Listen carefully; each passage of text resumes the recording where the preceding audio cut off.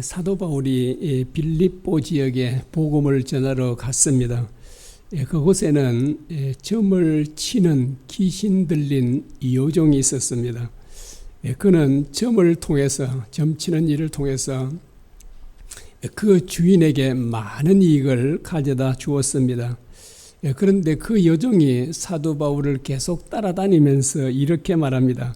이 사람들은 지극히 높은 하나님의 종으로서 구원의 길을 너희에게 전하는 자라라고 했습니다. 바울이 심히 괴로워서 귀신에게 이렇게 말합니다. 주 예수 그리스도의 이름으로 내가 내게 명하노니 그에게서 나오라. 그러자 귀신이 즉시 나왔습니다. 자, 그로 인해서 그 여종은 더 이상 점을 칠 수 없었고, 그리고 주인은 많은 수입을 얻지 못하게 됐습니다. 그래서 화가 난 주인이 사도 바울을 당국에 고발했습니다. 무당들이 점을 치는 것은 귀신의 가르침을 받기 때문입니다. 여러분은 다른 사람들의 과거를 잘 아십니까? 우리가 이야기해 주면 모르지 않습니까? 그런데 무당들은 기가 막히게 맞춥니다. 심지어는 우리가 모르는 것도 그들이 가르쳐 줍니다. 너희 삼촌이 어릴 때 죽었다, 이런 것도요. 우리는 전혀 모르는 것도 귀신들은, 무당들은 알려주는 것입니다. 그런데 이 귀신들은 과거는 잘 맞추어도요, 미래는 잘 맞추지 못합니다. 그런데 사람들은, 무당들이요, 과거 일을 한두 가지만 얘기하면 그 자리에서 넘어갑니다. 그래서 무당이 무슨 말을 하든 믿고 따르게 됩니다.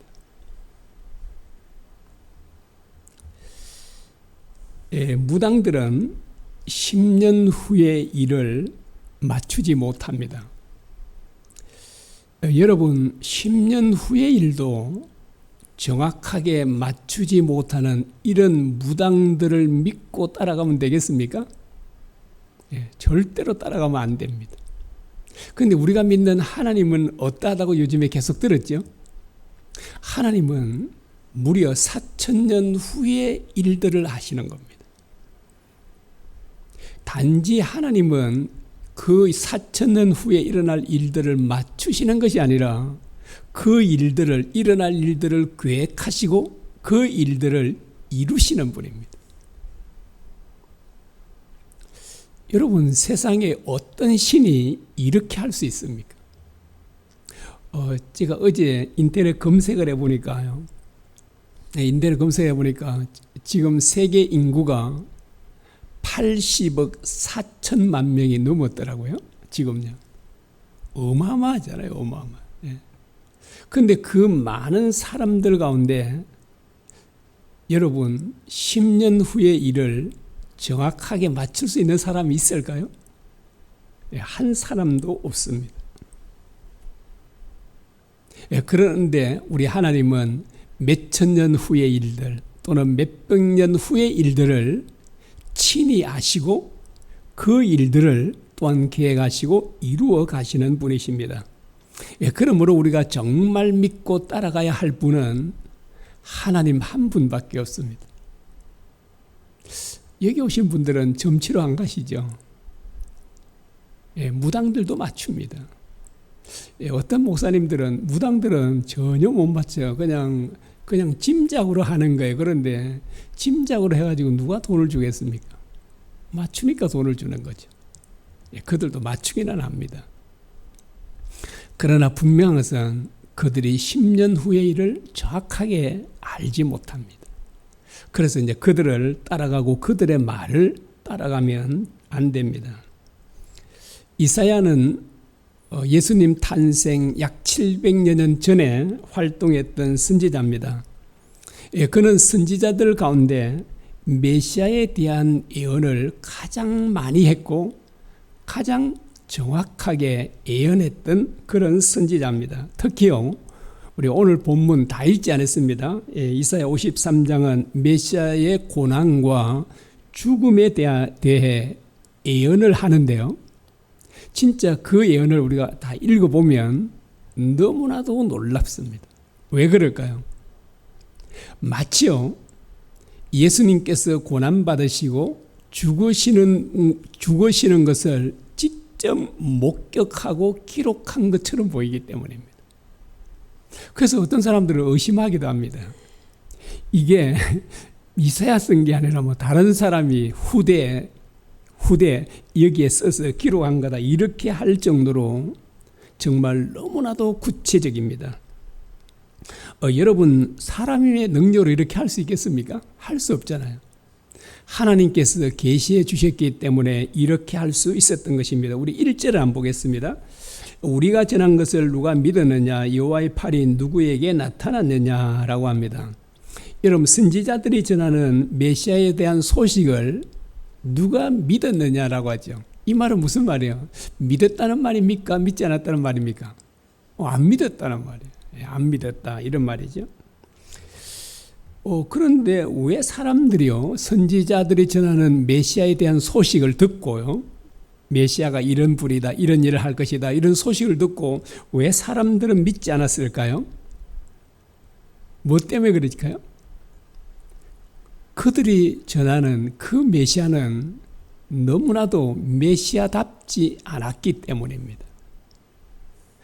메시아다워야 좀 믿든지 하죠. 그렇잖아요. 메시아답지 않은데 어떻게 믿습니까? 여러분, 온 인류를 구원할 메시아라면 적어도 어디서 태어나야 되겠습니까? 크고 화려한 왕궁에서 태어나야 되잖아요. 그러지 않습니까? 그리고 온 인류를 구원할 메시아라면 세계에서 가장 막강한 군대를 거느리는 왕 정도는 돼야 되잖아요. 그래서 사람들이 누구나 진짜 저 사람은 메시아다 뭐 이러면 누구나 인정할 정도로 진짜 저 사람 같으면 온 인류를 구원할 메시아가 되겠다, 이렇게 해야 되지 않습니까? 그런데 하나님께서 보내실 메시아는 그렇지 않다는 것입니다. 자, 우리 2절과 3절 상반절까지만 보겠습니다. 그는 주 앞에서 자라나기를 연한 순 같고 마른 땅에서 나온 뿌리 같아서 고운 모양도 없고 풍채도 없은즉 우리가 보기에 흠모할 만한 아름다운 것이 없도다. 그는 멸시를 받아 사람들에게 버림을 받았으며, 이렇게 말합니다. 자, 메시아는 마른 땅에서 나온 뿌리 같다는데, 이게 이제 좀 더 쉽게 하면 줄기죠. 줄기.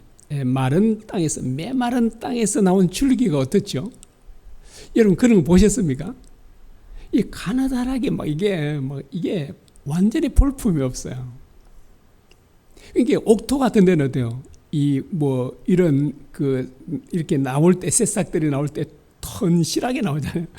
이렇게 턴턴하게 이렇게 막 굵게 나오잖아요. 근데 아주 메말라서 이런 데는 그 싹이 올라와도 가느다랗게 진짜 너무나도 볼품도 없고 보잘것도 없고. 누가 그렇다고요? 하나님께서 보내실 메시아가 그렇다는 거예요.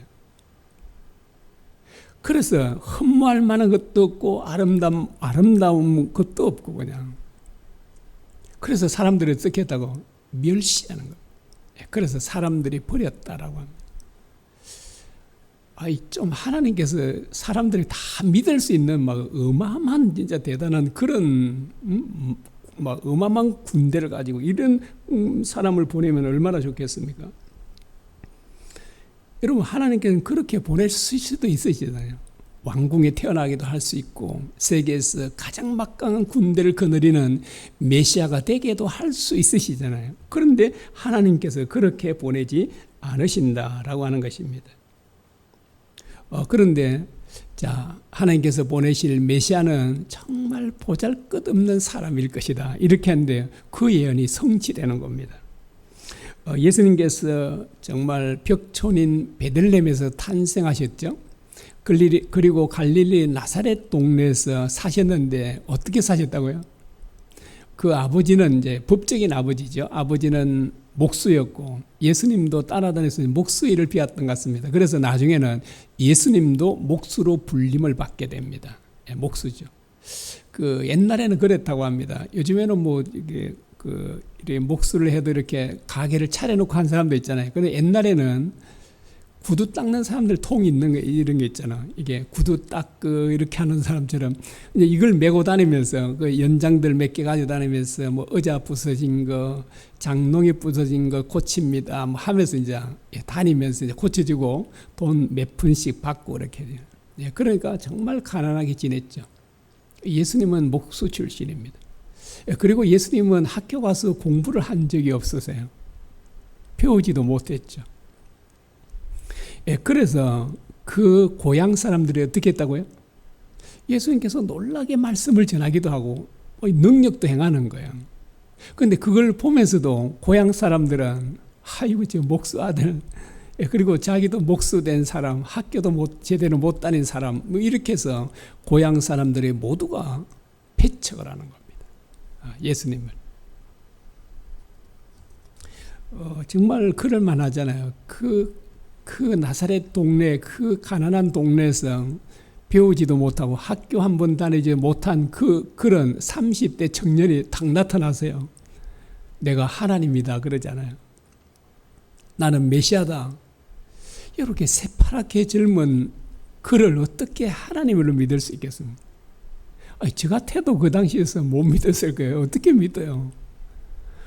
뭐 아무리 눈을 씻고봐도 뭐 새파란 30대 청년에 불과하고 그 뭐 옷도 제대로 입었겠습니까? 가난한데 얼마나 크게 추리한 옷 이렇게 낡은 옷을 입고 진짜 볼품이 없었게. 그 어떤 사람들은 이 성화에는 예수님의 모습이 너무 멋지잖아요. 영화에 나올 모습들은 멋지잖아요. 어떤 사람들은 추남이었다라고 하는데 나는 그거는 받아들이고 싶지 않아요. 우리 예수님이 잘생겼을 거라고 저는 보거든요. 예. 근데 어떤 학자들은 정말 추남이었다 그래요. 막 키도 적고 얼굴도 못생기고 막 이렇게. 예.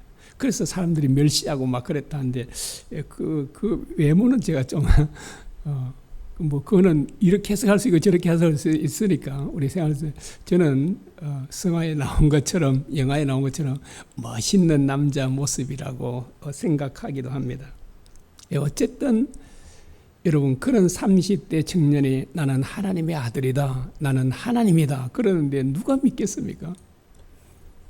예, 그래서 사람들은 배척을 합니다. 여러분 이 당시 종교 지도자들은 예수님을 배척하고 버리는 것에 그치지 않았잖아요. 그들은요 예수님을 핍박하고 결국은 예수님을 죽였지 않습니까?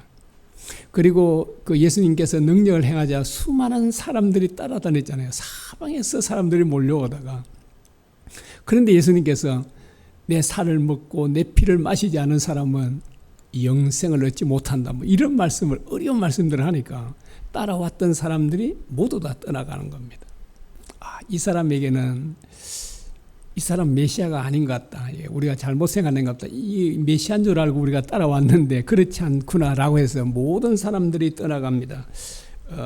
이렇게 말씀하고 있습니다. 요한복음 6장 66절부터 이렇게 말합니다. 그때부터 그의 제자 중에서 많은 사람이 떠나가고 다시 그와 함께 다니지 아니하더라.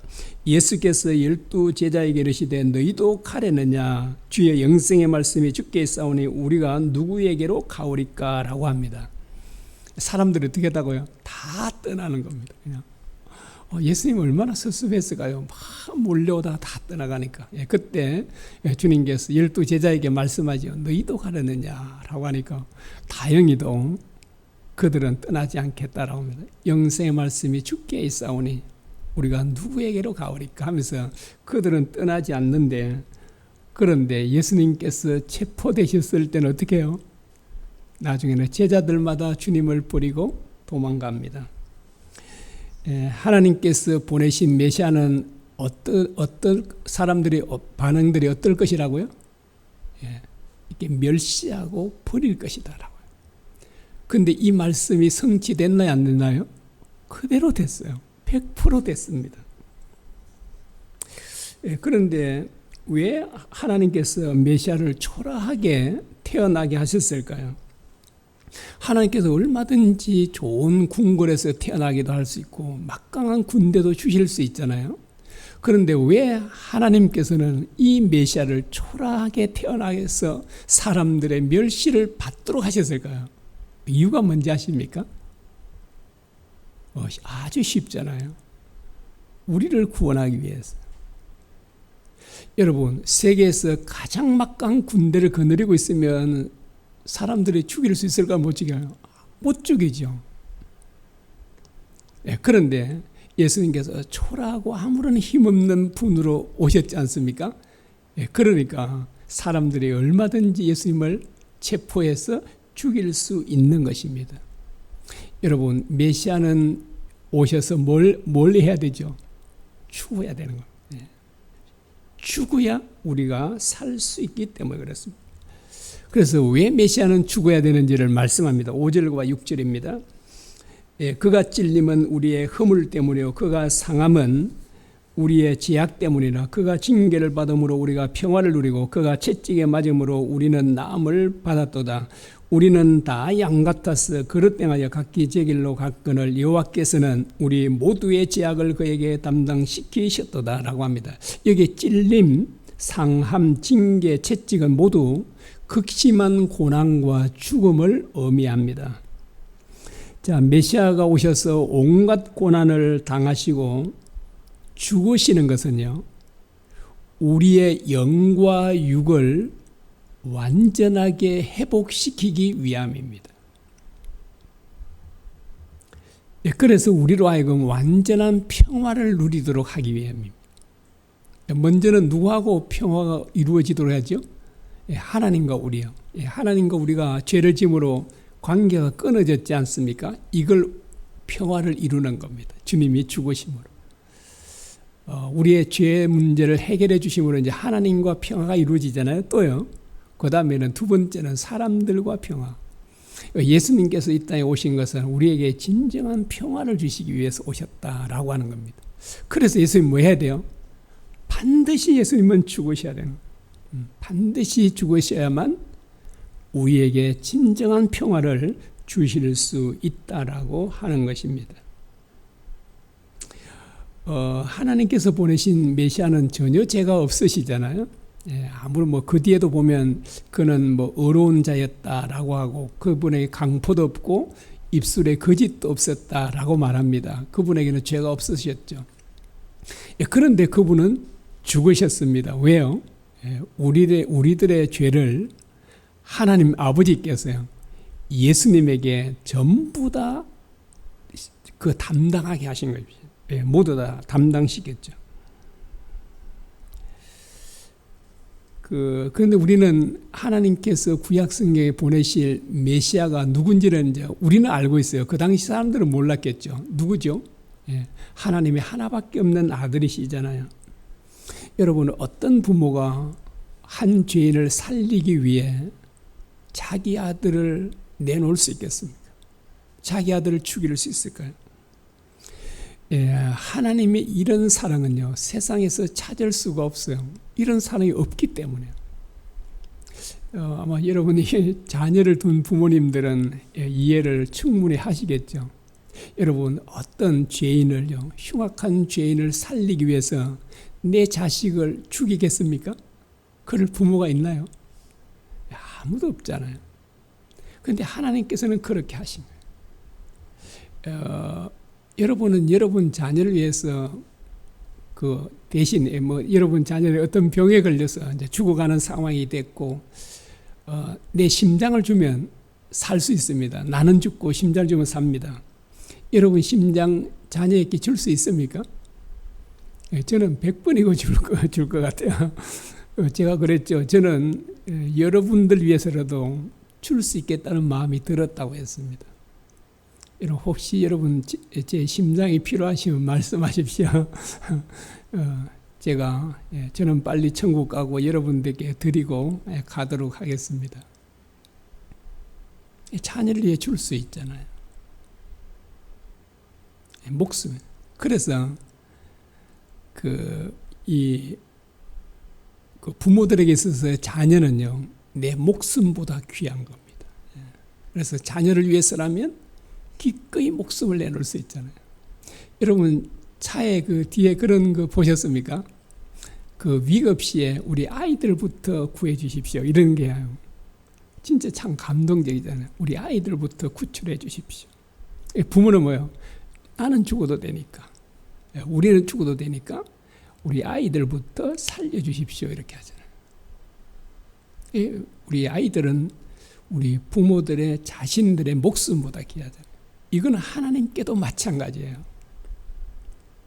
하나님에게 있어서 아들이신 예수님은요, 자신의 목숨보다 귀하잖아요. 근데 그 목숨보다 귀한 아들을 우리를 살리기 위해서 내주셨다는 거잖아요.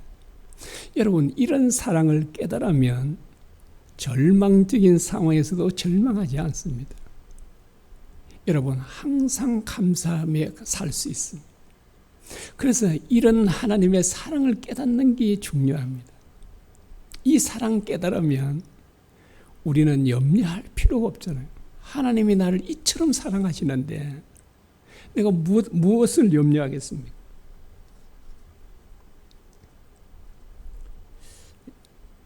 예, 7절부터 9절까지는 메시아께서 고난을 당하시고 죽임을 당하는 것에 대해서 예언을 하고 있습니다. 7절 보겠습니다. 그가 곤욕을 당하여 괴로울 때에도 그의 입을 열지 아니하였으며 마치 도소장으로 끌려가는 어린 양과 털 깎는 자 앞에서 잠잠한 양같이 그의 입을 열지 아니하였도다 라고 합니다. 자, 메시아가 곤욕을 당할 때도 뭐 한다고요? 입을 열지 않는다는 거예요. 잠잠하다. 마치 뭐처럼요? 양이 이게 그 도수장으로 끌려갈 때도 울지 않는데요. 그리고 털 깎는 자 앞에서도 울지 않는다고 합니다. 여러분, 그 털 깎을 때는 여러분 어떤지 아십니까? 많이 상처가 난대요. 피가 나고. 그래도 양들이 잠잠하게 있대요. 그런데 하나님께서 보내실 메시아가 어떻다고요? 그렇게 할 것이다. 입을 열지 않고 잠잠하게 온갖 곤욕을 당해도 온갖 압제와 핍박을 당해도 그분은 입을 닫고 잠잠하게 있을 것이다. 어떤 변명도 하지 않고. 왜요? 여러분, 정당하게 변명할 수 있잖아요. 바로 우리를 위해서다라고 이렇게 말합니다. 그 주님께서 그 대제사장 집으로 끌려가서 그 종교 지도자의 신문을 받잖아요. 그 종교 지도자는 많은 거짓 선지자를 세워서 예수님을 사형을 시키려고 합니다.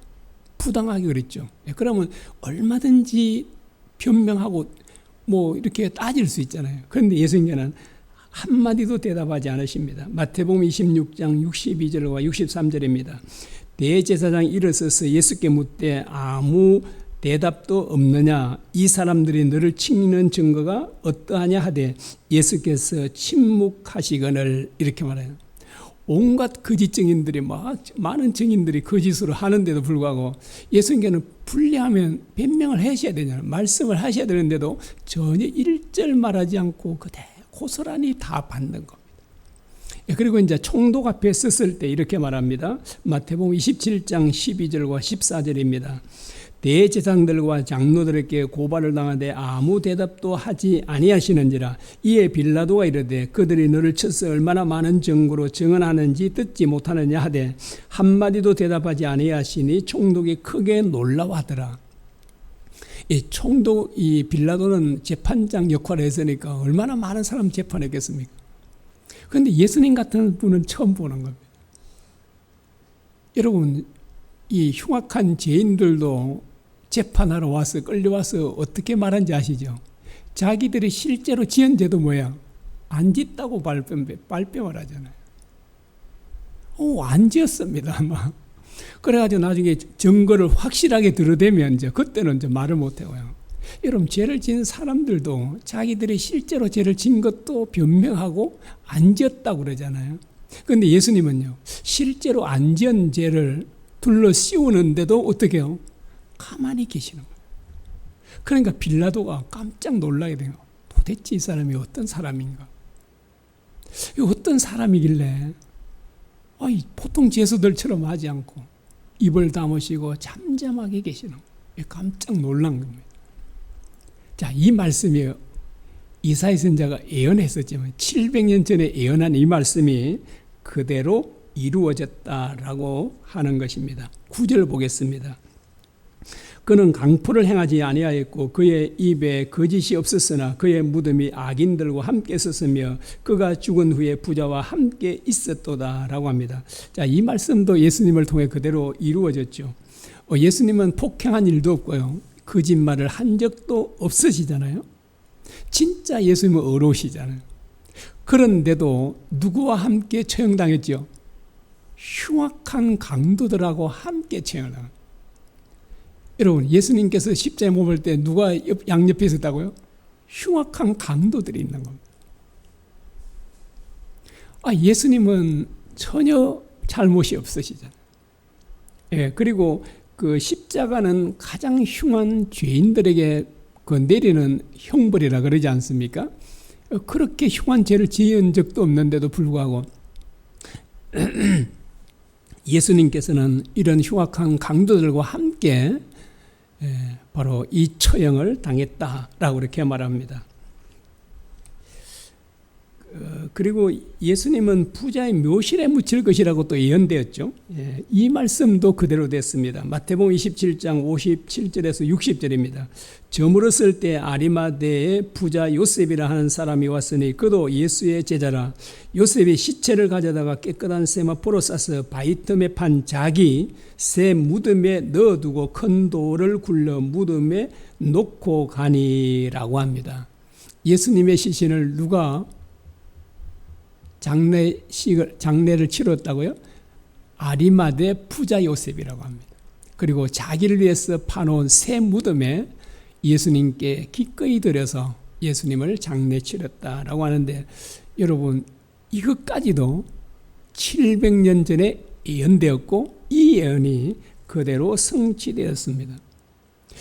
여러분, 어떤 종교에서 이렇게 수백 년 전에 예언을 하고 그 예언한 것을 그대로 성취하는 신이 있습니까?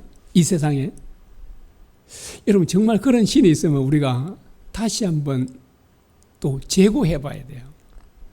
둘을 이제 그런 신이 있으면 거기 이제 어떤 책에도 딱 기록되고 이루어진 게 있으면 이제 거기도 살펴보고 우리가 성경도 보고 이거는 대조해 봐야 됩니다.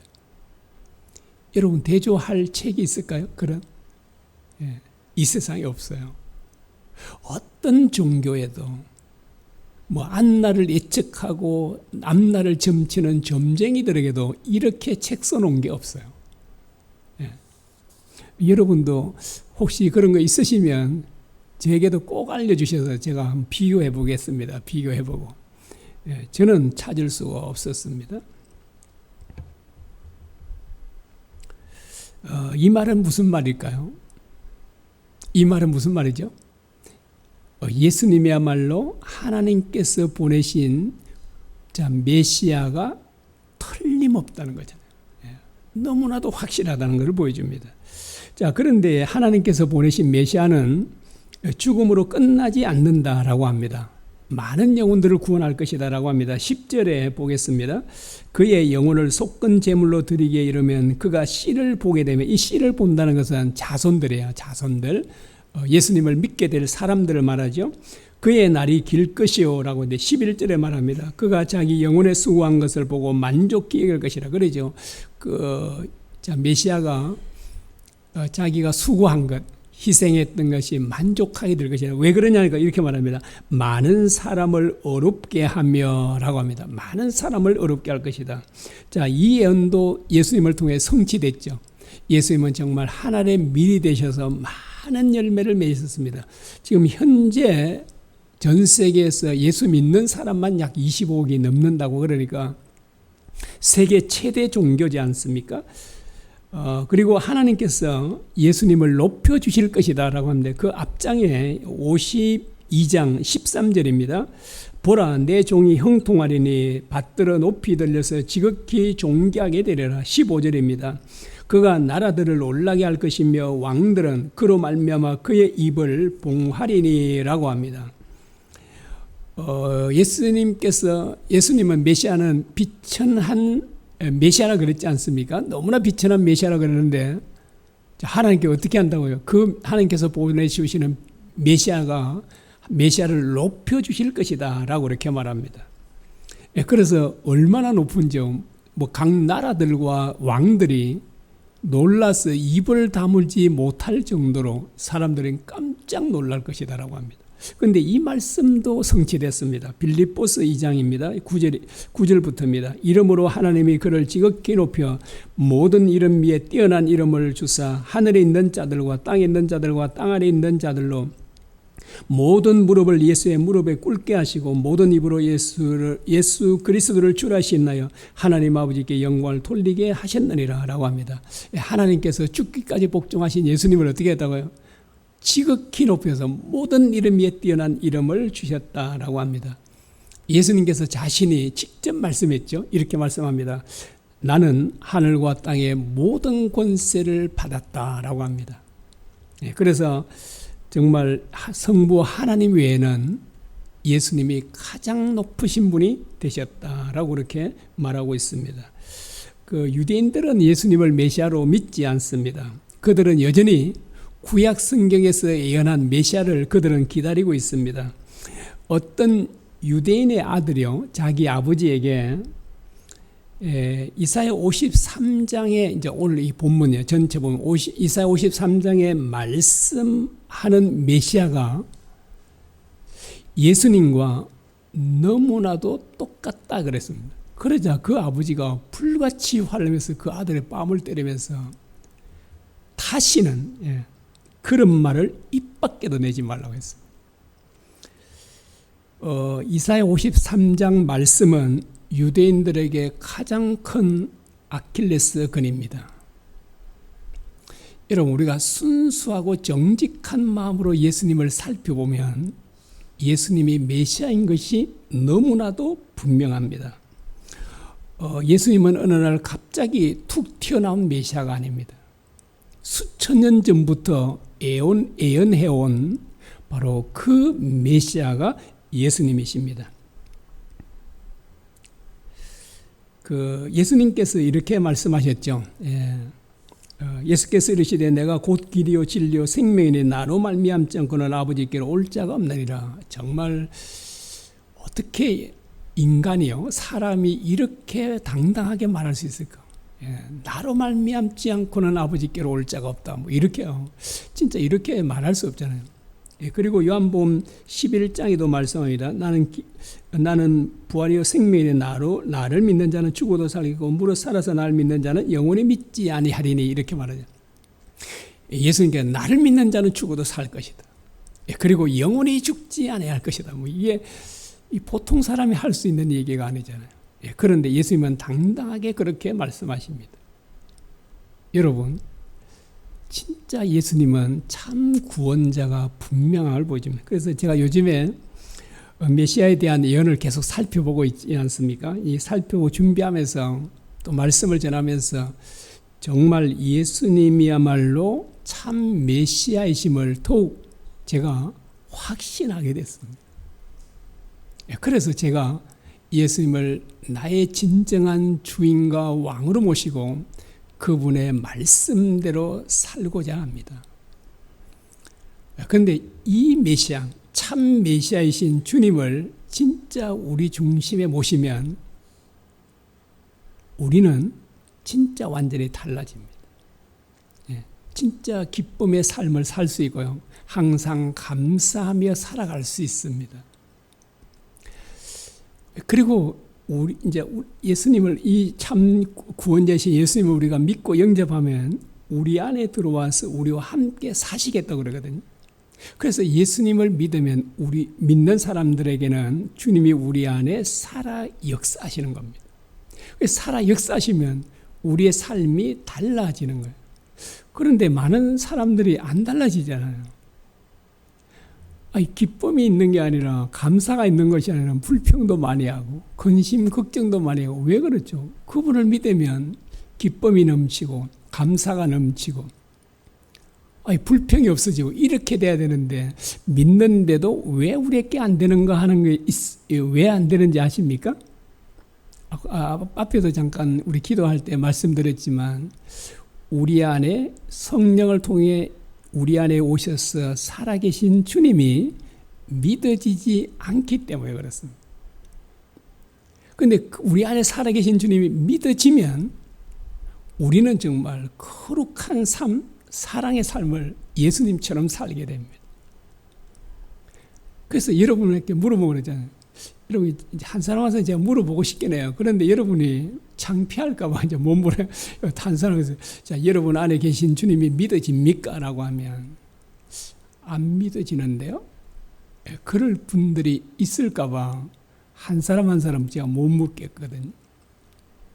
그래서 우리의 삶이 달라지지 않고 있다면 그게 믿어지지 않아요. 그래요. 우리에게 기쁨이 충만하고, 우리가 감사가 충만하고, 이렇게 되지 못하는, 만족하지 못하는 이유 중에 하나는 우리 안에 계신 주님을 믿지 않기 때문에, 믿어지지 않아서. 믿어지기만 하면 우리는 정말 충만한 기쁨과 감사 가운데 살 수 있습니다. 저는 조금 맛보는 것 같거든요. 조금 맛보는 것 같아도 저는 진짜 항상 기쁘잖아요. 여러분 알다시피 진짜 만족하고, 제가 어떤 일이든 감사하고, 제가 진짜 불평하며 살아온 적이 몇 년 전인지 잘 모를 정도로 그렇거든요. 제가 참 기쁨으로, 제가 암 수술을 받으러 갈 때도 어떻게 했다고요? 너무나도 기뻐서 그냥 진짜 여행 가는 층처럼 갔었거든요. 어떻게 그렇게 될 수 있죠? 주님이 믿어지면 가능합니다. 그런데 어떻게 믿어질까요? 제가 자주 말씀했죠. 주님을 자주 생각하며 살면 돼요. 그래서 우리 이번 수련회도 이 문제에 대해서 우리가 함께 나누어서 이번 수련회 참석하신 분들은 모두가 우리 안에 계신 주님이 실제로 믿어짐으로써 기쁨과 감사의 삶을 살았으면 좋겠습니다. 우리 또 뭐 수련회 참석하지 않아도 가능해요. 그렇게 가능하지만 하지 않지만, 그러나 우리가 거기에 대해서 집중적으로 우리 함께 나눌 겁니다. 낮에는 놀고 여행도 하고, 저녁에만 우리 모임을 갖고, 물론 새벽에도 우리 기도 모임을 갖기도 하겠습니다만, 그래서 정말 우리가 믿고 영접한 주님이 믿어지기 시작하면 얼마나 기쁨의 삶을 살 수 있는지를 모릅니다. 여러분, 이 삶을 여러분 모두가 경험했으면 합니다.